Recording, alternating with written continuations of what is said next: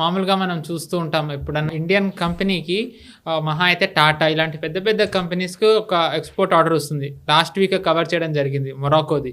కానీ ఈసారి ఒక చిన్న కంపెనీకి సార్ లాకిడ్ మార్టిన్ కాంట్రాక్ట్ ఇచ్చింది DCXకి, ఎయిర్క్రాఫ్ట్ మ్యానుఫ్యాక్చరర్ కంపెనీ.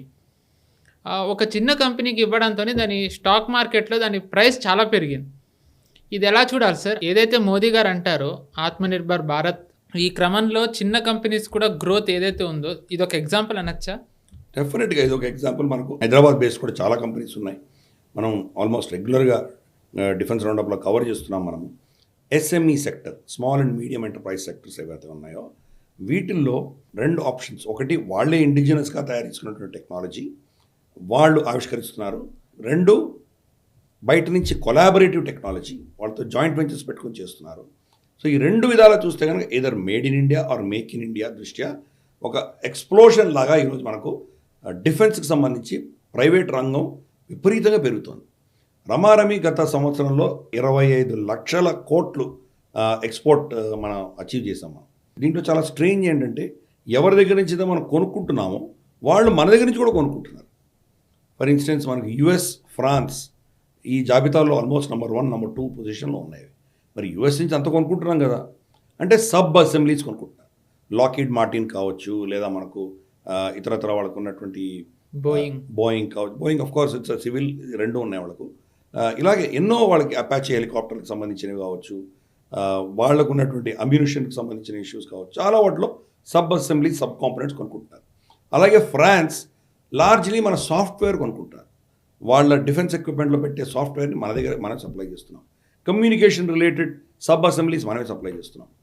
ఇవన్నీ కూడా ఒక గివ్ అండ్ టేక్, ఒక లార్జర్ గ్లోబల్ సప్లై చైన్ మెకానిజంలో మనం ఒక క్రూషియల్ పొజిషన్ మనకు వచ్చింది. అది అందుకని వీళ్ళు ఎవరి దగ్గర అయితే మనం మేజర్ ఎక్విప్మెంట్ కొంటున్నామో వాళ్ళు మనకు కూడా ఒక విధమైనటువంటి ఎక్స్పోర్ట్ ఇంపోర్ట్ ఒక రిలేషన్షిప్ అనేది ఎస్టాబ్లిష్ చేసుకున్నాం మనం.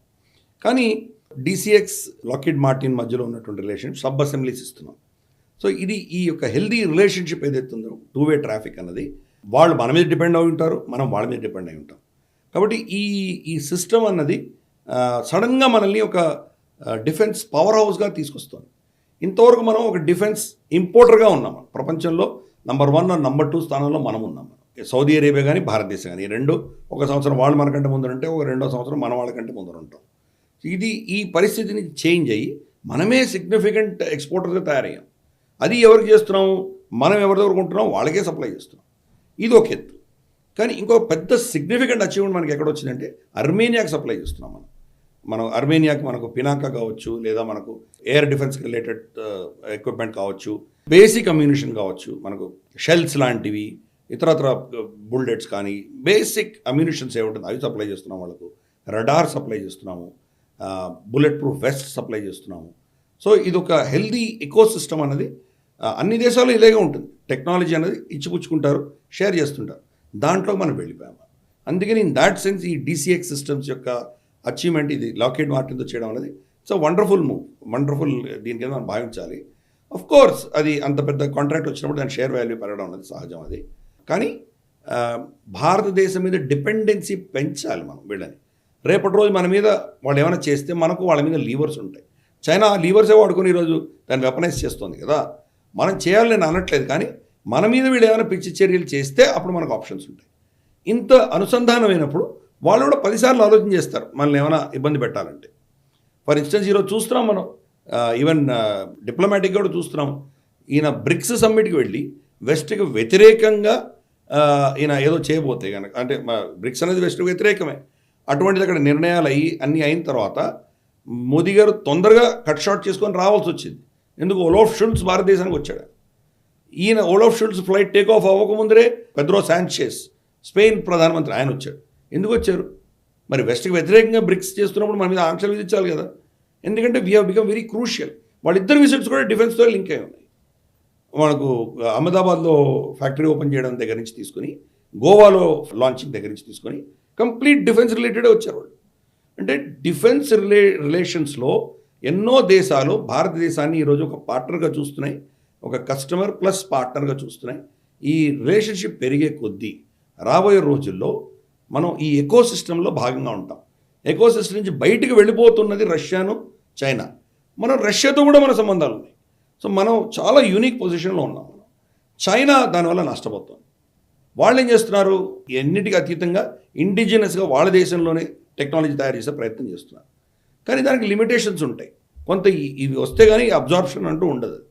అందుకని వాళ్ళవన్నీ ఇమిటేషన్ టెక్నాలజీస్ ఎన్ని ఫెయిల్ అవుతున్నాయో మనం చూస్తున్నాం. But still it's a very powerful defence system వాళ్ళకు ఉన్నది. చైనాకి మనం డినై చేయలేము అది.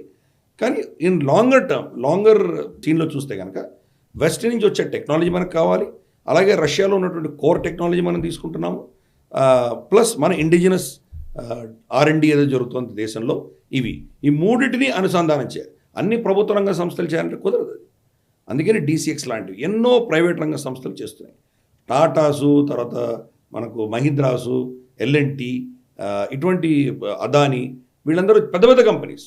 బట్ చిన్న కంపెనీస్లో కూడా ఈ టెక్నాలజీ అబ్జార్ప్షన్ జరుగుతుంది. కాబట్టి ఇది ఒక సీమ్లెస్గా మనం ఒక గ్లోబల్ డిఫెన్స్ ఎకో సిస్టంలో భాగం అవుతున్నాం మనం. సార్, కానీ ఒక చిన్న డౌట్ ఏంటంటే, మీరు మామూలుగా ఇందాక చెప్పారు మనం డిఫెన్స్ ఎక్స్పోర్టర్ అవుతున్నామని చెప్పి, కానీ మనం ఇంపోర్ట్ చేసుకునేది ఎక్స్పోర్ట్ చేసుకునేది చూసుకున్నట్టయితే ఇందాక మీరు చెప్పారు, ఇది మనం ఇంపోర్ట్ చేసుకునేవి ఒక మిసైల్ కాకుండా మనం ఏంటి ఎయిర్క్రాఫ్ట్, లైక్ ఇప్పుడు రఫేల్ తీసుకుంటున్నాం, లేదు అంటే కనుక ఒక డ్రోన్కి డ్రోన్ తీసుకుంటున్నాం, కానీ దాని అసెంబ్లీస్ మనం ఎక్స్పోర్ట్ చేస్తున్నాం అదే దేశానికి. దానికి ఇంకా చెప్పాలి అంటే ఎగ్జాంపుల్ మనం బోయింగ్ అపాచీ తీసుకుంటాం అమెరికా నుంచి, కానీ దానికి కావాల్సిన ఏవియానిక్స్ కానివ్వండి, లేకపోతే డోర్స్ కానివ్వండి, మనం ఇక్కడ నుంచి ఎక్స్పోర్ట్ చేస్తున్నాం. అంటే ఇంకా జర్నీ చాలా ఎక్కువే ఉందనాలి. అంటే కోర్ టెక్నాలజీ వాళ్ళ దగ్గర ఉంది, క్రిటికల్ టెక్నాలజీస్ వాళ్ళ దగ్గర ఉన్నాయి, మన దగ్గర లేవు. ఫర్ ఇన్స్టెన్స్ మెటలర్జీ వాళ్ళ దగ్గర ఉంది. అలాగే ఫ్యూయల్ టెక్నాలజీ, ఆ ఫ్యూయల్ ఏ మిక్స్చర్లో ఉంటే కనుక అది ఎక్కువ రిజల్ట్ ఇస్తుంది అన్నది. స్క్రామ్ జెట్, ర్యామ్ జెట్ లాంటి టెక్నాలజీస్ వాళ్ళ దగ్గర చాలా అద్భుతంగా ఉన్నాయి. ఆఫ్ కోర్స్ మనం ఇప్పుడు అబ్జర్వ్ చేసుకుంటాం, మనం కూడా చేస్తున్నాం అది. బట్ ఇంతకాలం వాళ్ళ దగ్గరే ఉండేది టెక్నాలజీ. క్రయోజెనిక్ టెక్నాలజీ మన దగ్గర లేవు, వాళ్ళ దగ్గరే ఉండేది. మన మీద ఆంక్షలు విధించిన తర్వాత ఆల్మోస్ట్ ఒక 10-15 years పట్టింది మనకు మళ్ళీ దాన్ని మన ఇండిజినస్గా డెవలప్ చేసుకోవడానికి. సో ఇటువంటివి కొన్ని మనం ఇచ్చిపుచ్చుకోవాల్సి వస్తుంది. ఇంజన్ టెక్నాలజీ మన దగ్గర లేదు. కావేరీ చేస్తున్నాం కానీ ఇప్పటి వరకు కూడా అది ఒక ఫైటర్ ఎయిర్క్రాఫ్ట్లో పెట్టేంత కెపాసిటీ కూడా దానికి ఇంకా లేదు. దానికి ఏదో మేబీ ఒక హై లెవెల్ డ్రోన్స్కి వాడుకోవచ్చు, మన హెలికాప్టర్లు వాడుకోవచ్చు, కానీ ఇప్పటికి కూడా హై స్పీడ్ తేజస్లో పెట్టగలిగినటువంటి కెపాసిటీ ఇంకా కావేరీ ఇంజిన్కి రాలేదు. అలాగే మనం చూస్తే కనుక సివిలియన్ ఎయిర్క్రాఫ్ట్ సంబంధించి ఇంకెన్ని సంవత్సరాలు పడుతుందో మనకు తెలియదు. ఇటువంటి వాటి మీద ఎలాగో వాళ్ళ మీద డిపెండ్ అయి ఉన్నాం మనం. కానీ అట్లీస్ట్ లో హ్యాంగింగ్ ఫ్రూట్ అంతా కూడా మనం టేక్ ఓవర్ చేయగలుగుతున్నాం. క్రిటికల్గా ఏంటంటే ఎలక్ట్రానిక్ కాంపనెంట్స్ సంబంధించి ఎలక్ట్రానిక్ సబ్ అసెంబ్లీస్ అవన్నీ మన దేశంలో చేసుకుంటున్నాం. రెండవది కమ్యూనికేషన్ రిలేటెడ్ మనమే చేసుకుంటున్నాం, లిటరల్గా ఎవరికి అలౌ చేయట్లేదు. అలాగే weapon system, weapon guidance system మనమే చేసుకుంటున్నాం. ఇవన్నీ మనకు మోరల్లెస్ ఎక్స్పర్టీస్ వచ్చేసింది. మిసైల్ టెక్నాలజీలో మనం చాలా one of the most powerful countries in the world. అన్ని రేంజ్ ఆఫ్ మిసైల్స్లో మనకు ఉన్నాయి, ఆప్షన్స్ ఉన్నాయి. ఎక్స్పోర్ట్స్ కూడా చేస్తున్నాం. కాబట్టి ఈ రంగాల్లో మనం పురోగతి చెందాం. కానీ కొన్ని రంగాలు ఇప్పుడు కూడా మన డిపెండెన్సీ అని ఉన్నది. దాన్ని అఫ్కోర్స్ జింగోయిస్ట్గా ఏదైనా మార్చేయాలి, మనం దీన్ని అర్జెంటుగా మనం ఇండిజినైజ్ చేసేయాలి అని చెప్పేవాళ్ళు ఉంటారు. కానీ టెక్నాలజీ క్రియేట్ చేయడం అంత సులభమైన విషయం కాదు. అది బిగ్ ఛాలెంజ్ అది. అందుకనే మోదీ గారు చాలా టాక్ట్ఫుల్గా మేడ్ ఇన్ ఇండియా అని పెట్టారు. తేజస్ కనుక మన ఇండిజినస్ ఇంజన్ వచ్చిన తర్వాతే దీన్ని మనం తయారు చేసుకుంటాం అనుకుంటే కనుక బహుశా ఇంకో 20 ఏళ్ళో 30 ఏళ్ళో పట్టుండేది. అందుకనే దాన్ని మోదీ గారు చాలా క్లియర్గా GE మెషిన్స్ తీసుకోండి, కంప్లీట్ చేయండి అన్నారు. మిగతాది ఎలాగో మనం చేస్తున్నాం. GE 404 కానీ 414 కానీ ఇవి తీసుకొని బహుశా ఒక 4-5 ఏళ్ళు వాటితోనే మనం ఉండాలి. GE ఇంకో ఆఫర్ కూడా ఇచ్చింది, ఫర్దర్ టెక్నాలజీస్, ఫర్దర్ ఇంజిన్స్ని డెవలప్ చేద్దాం అన్నారు. సో భారతదేశంలో డెవలప్ చేస్తారు ఆబ్వియస్లీ. కాబట్టి ఒక నెక్స్ట్ 5-6 ఏళ్లకు మాత్రం వాళ్ళ టెక్నాలజీ వాడుకోక తప్పదు. బహుశా 2030 నుంచి మెల్లిమెల్లిగా మన టెక్నాలజీస్ తీసుకొచ్చే ప్రయత్నం చేస్తాం. స్టెప్ బై స్టెప్, మెట్టు ఎక్కుతాం. మనం డైరెక్ట్గా 10వ అంతస్తుకి దుంకలేం కదా, మనం టైం పడుతుంది అది. అందుకని మనం చూస్తే కనుక ఎకో సిస్టమ్ మీద ఇన్వెస్ట్మెంట్ అనేది మోదీ గారు చేసిన దానికి మెల్లిమెల్లిగా మనం దాని ఎఫెక్ట్స్ చూస్తున్నాం, దాని యొక్క రిజల్ట్స్ చూస్తున్నాం.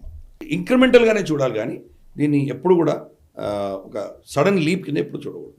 ఈ వీడియో మీకు నచ్చినట్టయితే లైక్ చేయండి, 10 మందికి షేర్ చేయండి. అలాగే కామెంట్ల రూపంలో మీ అభిప్రాయాలను మాతో పంచుకోండి. Nationalist hub group of channels ను సబ్స్క్రైబ్ చేసుకుని తెలుగునాట జాతీయవాద జర్నలిజాన్ని ప్రోత్సహించండి. ఈ వీడియో కింద ఉన్న బెల్ ఐకాన్ పై క్లిక్ చేయడం మర్చిపోవద్దు.